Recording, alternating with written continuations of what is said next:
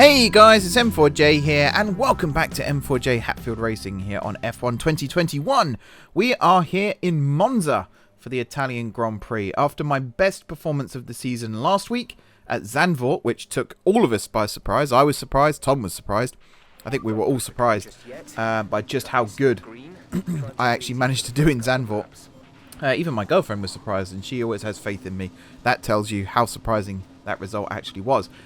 So this week I was feeling pretty confident going into the Italian Grand Prix. This is normally a track that I do okay on, to be fair. This year I've had some hiccup moments on F1 2021 in Monza. Crashed in an F2 race. Did some other little hiccups here and there. But I was feeling confident about an F1 weekend until I hit this first corner here. Now, the chicane at Monza is infamous for being difficult to get round. If you miss your braking point, you're pretty much done for. I did feel like, so long as I kept my foot on the brake, I could still perhaps recover. But I think and the big problem is my downshifting. I actually start downshifting before I hit the brakes sometimes. And then when you're downshifting the whole way through your braking, you do compromise the braking performance, I believe, because a lot of an F1 car's braking does come from the engine still. So I think what you're supposed to do is hit the brakes and then gradually downshift and just shift into the gear you need just before you accelerate away again. That's what I think is my biggest mistake right now, is not actually braking correctly. Here we are in the Ascari chicane, which is one... I think you're supposed to take it in 5th and 6th gear, but to start with I was taking it in 4th and 5th. Then this back straight here, I kept drifting to the left for some reason. I don't know what was going on there. And then Parabolica, which again I thought would be quite an easy part of the track. Accelerating out of it is relatively simple, but the braking point, again, if you go too wide, you really do open the door for someone to come up the inside of you, which I don't think happened to me this weekend. I can't remember off the top of my head. But either way, you know, it's not the smartest thing to do to go incredibly wide on one of the fastest corners on the circuit. Here we are then on the, I believe this is the race strategy practice program. Kind of did okay on turns 1 and 2. You can see I'm ahead of the Delta.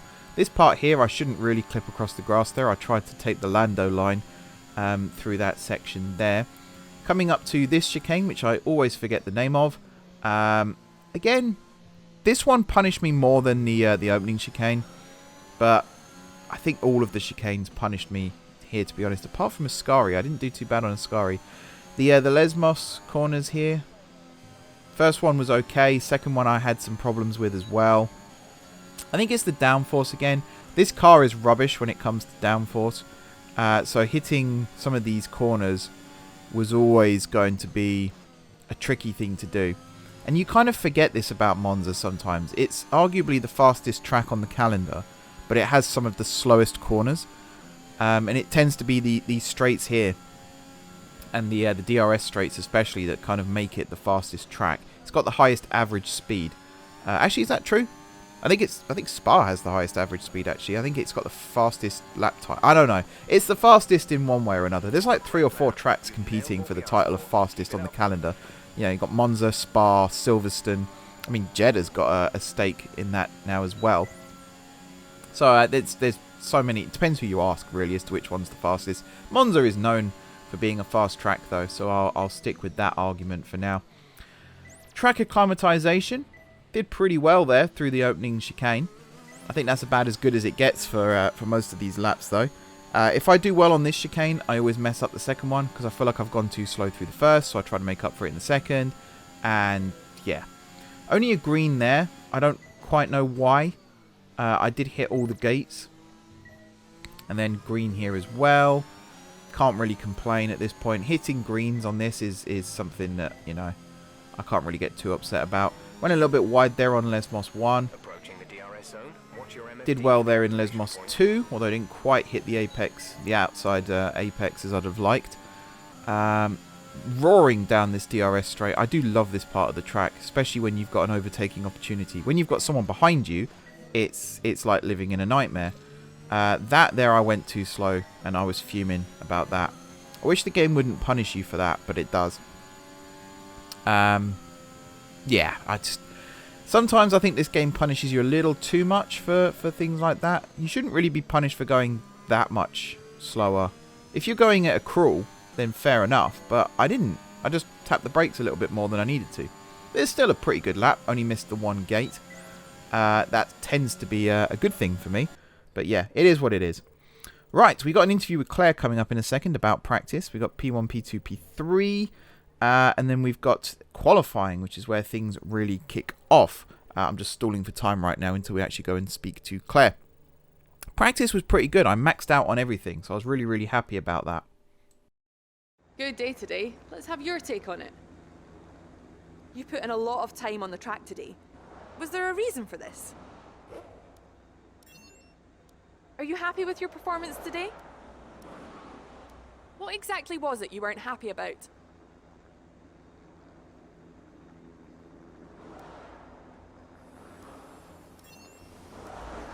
Appreciate your time.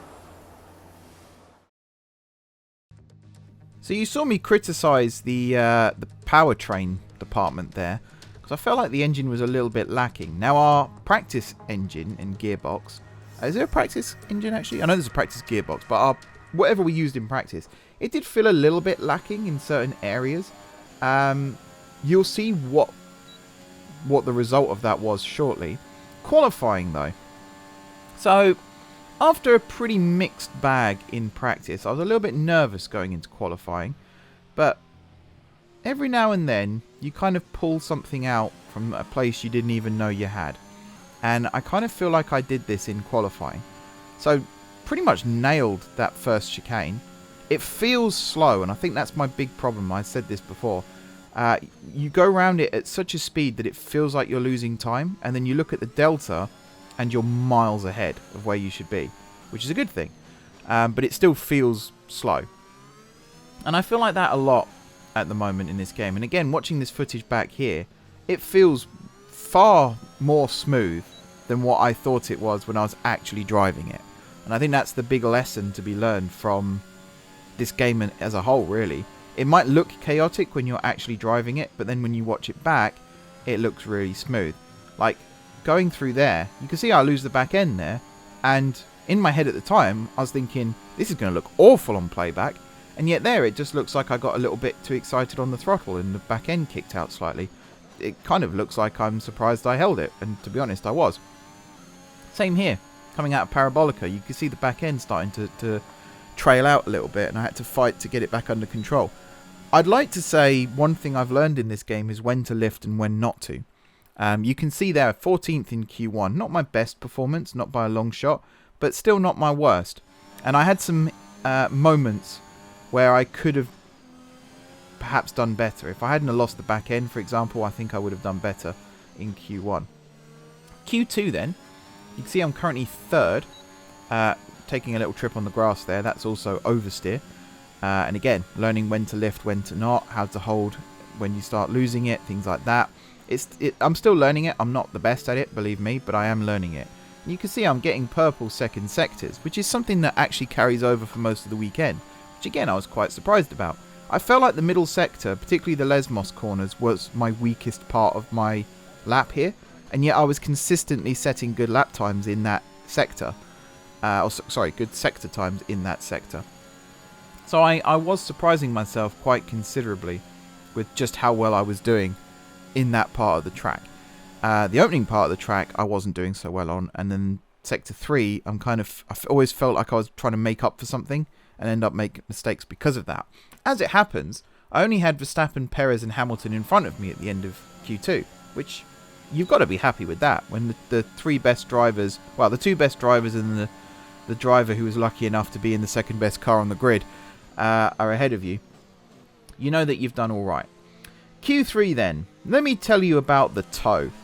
So we talk about this a lot in real life F1. The toe is when the car in front basically punches a hole through the air that you can then exploit to your advantage. In this case, I think it was Ricciardo in front of me, was the unexpected toe giver, and I was the toe receiver. My goal throughout the entirety of this lap was just to stick behind the McLaren. I didn't think I was going to break any lap records or anything like that. I just wanted to take advantage of this opportunity that had been given here. I didn't want to overtake whoever it was in front of me. That wasn't Ricciardo that just set a lap time there, was it? Maybe this is Lando in front of me. But yeah, I didn't want to overtake the McLaren here. As it turns out, I made a couple of mistakes on the corners anyway, so that wasn't a possibility. But I just wanted to keep the McLaren in front of me here, create the tow. And this, I think, was the most stable that I've driven a lap around Monza for a long, long time. It was probably just because I had something to aim for in front of me and I was able to pick my braking points as well because of that. But I'd definitely like to thank the McLaren for giving me the tow, and it certainly helped me set a very, very good lap time indeed. And with qualifying complete, let's review our top three today. Hamilton, Bottas and Max Verstappen. Goodbye for now then, but we're really just getting started. Make sure to join us again for Lights Out tomorrow.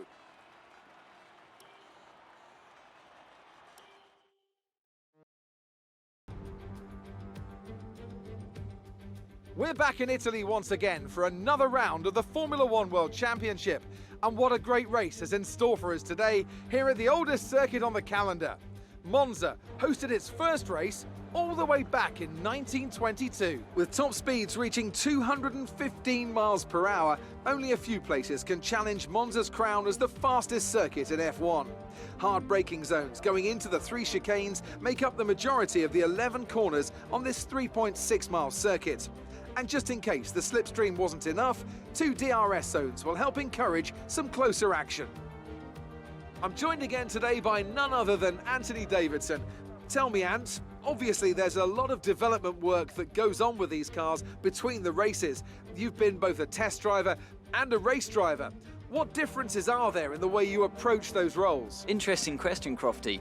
They're two very different mindsets. I mean, when I tested for BAR, we had full in-season testing where, per driver, you'd cover up to 15,000 kilometers per season.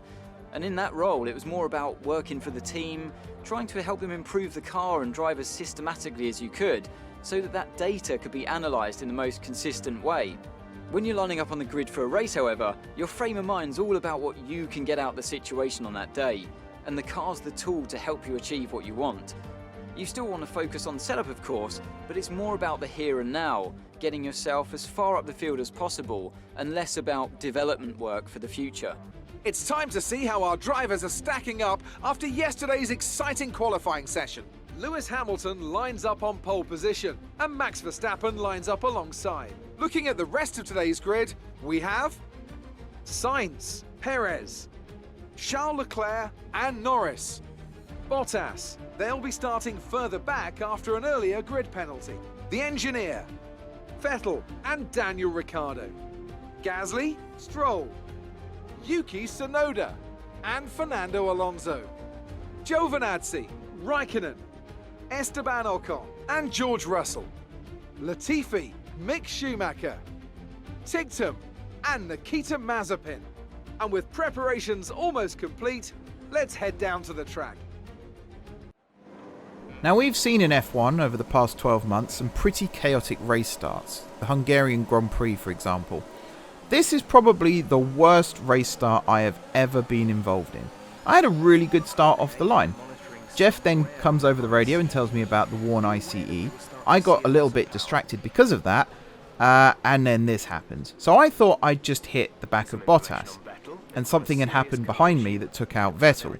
As you'll see now though, what actually happened was Vettel clipped my rear wheel, and that's what sent me left. I thought it was me. I thought I'd steered too far left when I was moving across the track, and the aero took me even further. You can see there, he quite clearly bumps into me. He then has the worst luck ever. He gets hit by both Alpines. Alonso spins round because of it, sends Vettel sideways, and then Ocon just absolutely T-bones him and takes off his front wheel. So Vettel was out before the race even started. Nice little tap there from one of the Hasses as well, just to really make up for it. So I thought all I did was hit Bottas. I thought I'd oversteered when I was moving to the left, overcorrected, and then ended up missing my braking point and hitting the back of Bottas. What I didn't know was I'd been involved in probably one of the worst incidents in the Italian Grand Prix in the last 5 years or so, at least on the start. So the safety car came out, and I was actually going into this race wondering when I was ever going to see a safety car. I didn't expect to be the cause of one, but there we go. This was actually my second attempt at the race restart. The first one I got a little too excited and hit Stroll. I was trying to get up alongside him so I could nab him on the restart. Then I lost the place to Gasly. Thankfully, kind of got it back. I forgot that whoever's on the outside of turn 1 is on the inside of turn 2 though, so I did steer into him there. That was my fault. And lost the place. Not my best start. Then got called into box pretty early on in the race actually, but I kind of wanted some fresh tyres anyway. These ones had gone very, very cold. Grip was struggling as a result of that. Arguably though, I pitted too early. Kind of messed up a little bit with my pit strategy. The whole thing here was a nightmare. The one ICE was definitely the the first nail in the coffin, shall we say. Because technically that came over on the radio before the crash. I don't think the crash actually did any damage to the car. Not significant. They didn't change my wing or anything there. So I had to do the last, 9 laps on these medium tyres, which is perfectly doable. We're the last of the running cars. Alonso ahead. The gap to the car ahead is 5.9 seconds. They're on fresh mediums. That was our last stop. No more scheduled pit stops. 8 laps to go. That was actually a really nice manoeuvre there through Parabolica. Very happy about that. Couple of laps later. Now, you might have heard there Daniel coming in for his stop, not Louis Delatraz. Yeah, I didn't have the money to renew Delatraz's contract, which for me was a big wake-up call. But he has left the team, and he's actually been replaced by Dan Ticktum. Now, yes, I know what I'm getting myself in for. I've seen plenty of clips over the years of Dan Ticktum. Fortunately, he doesn't tend to act like that in the game. Or at least I hope not. Otherwise, yeah. That was an awful corner there. Definitely opened the door for Ricciardo. I think I got distracted looking in the rear view to see where he was and didn't realise I'd oversteered. But yeah, Dan Ticktum is my teammate now moving forward. Technically, he's rated higher than Delatraz. I think his individual ratings fluctuate considerably, but overall he is rated higher than Delatraz. So maybe we'll see some results from that, maybe not. I don't actually know. What I do know, when my voice finishes breaking, what I do know is we've got 6 laps plus 1 coming up now. Oh no, 6 laps, 5 laps now remaining. I'm trying to do the maths in my head. So it's this lap plus 4, right? I think that's right. Whatever it is. And I am fighting for my little life here. Now, I tried to Gasly Stroll there and ended up having a bit of a mistake. Ricciardo then gets past Stroll. I think there was a flashback involved there as well from me. Ricciardo here just absolutely flying.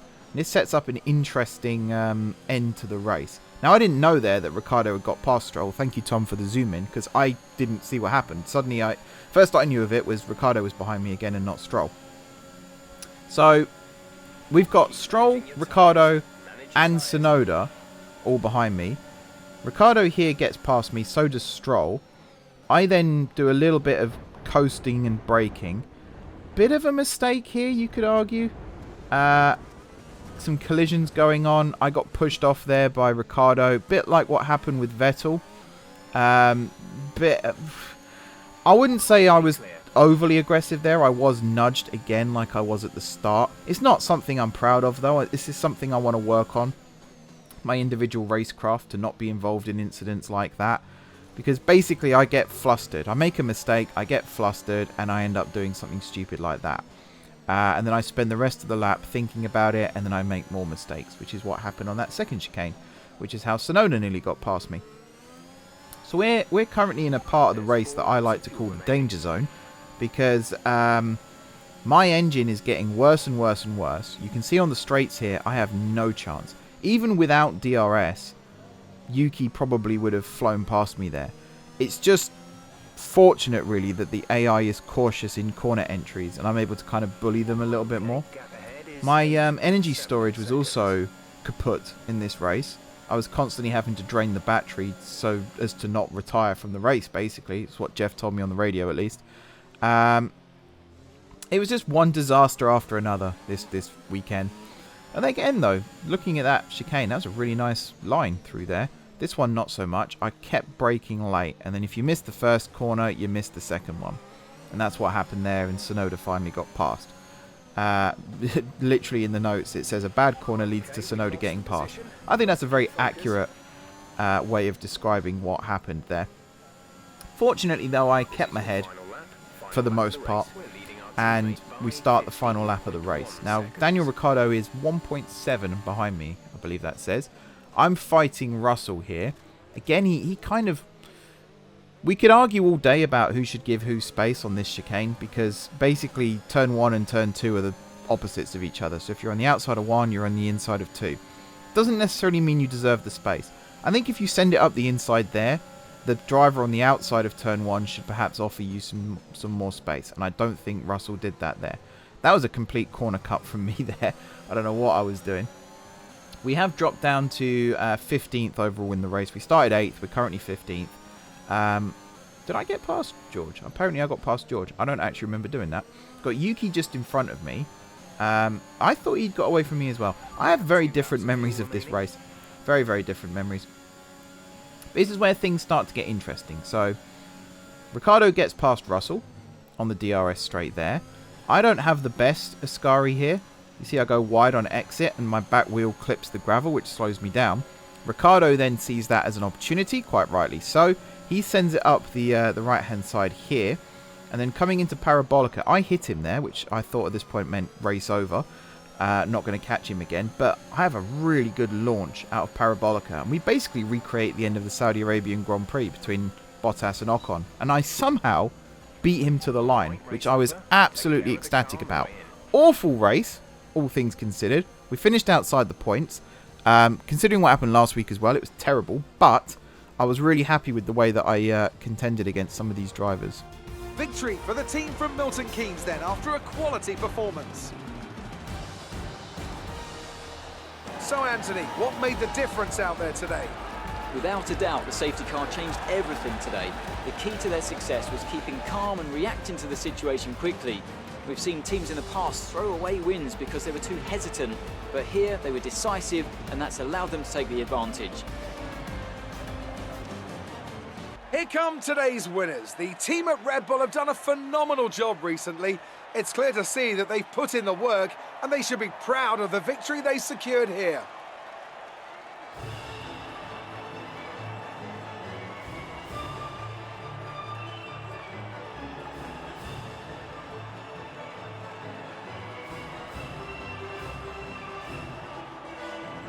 This result narrows the gap between our championship leader and the rest of the standings. So, Anthony Davidson, who would you rank as your driver of the day? Mick Schumacher gets my vote today. Let's move on to the constructors. Red Bull pull further ahead in the standings. Another team that will be satisfied with this Grand Prix is Alfa Romeo, whose good result moves them further up the championship. And with that, we wrap up another weekend of motorsport. But with more races lined up, be sure to join us when we come back with more Formula One. So we've got a chat with Claire in a second, but I do just want to say, you know, the performance overall in the weekend wasn't great, but the actual finish, to come 15th still with all of those problems with the car and nearly crashing at the start, that is something I am actually quite proud of, and hopefully you guys can see that too. Amazing performance out there. I'm sure you're pretty happy with that. We all underestimated you, didn't we? Did you feel that things went well for you today? What could have gone better? Do you think you were lucky not to end your race with that crash?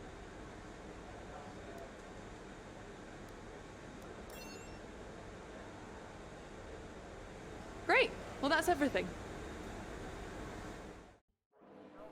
That being said, I think Claire was watching a different race to the one I took part in, because I wouldn't say it was that good. We will have a look at the start again here. So once again, I had a really good start off the line, shifted up into second, and then it kind of went wrong here. So Vettel sent it up the inside, which I didn't see. Or sent it up the inside, let's call it that, which I didn't see. The big crash happened behind. I hit the back of Bottas because he slowed down in front of me when I wasn't expecting it. At that point, I thought the front wing was going to come off and I'd have to pit. I've basically decided now that if I have big accidents like that, from the Russian Grand Prix, which is next week moving forward, I'm pretty much just going to live with it. If I end up finishing last because of it, fine. If I end up not finishing the race at all because of it, fine. This is where the engine decided to go full smoke screen. Again, didn't know this. When I was racing, it doesn't show it. Still don't know what happened to my car there. I think the aero just went a little bit skew-if. Something didn't go that well, basically. I can't think of the specifics right now, but that was not my finest moment either.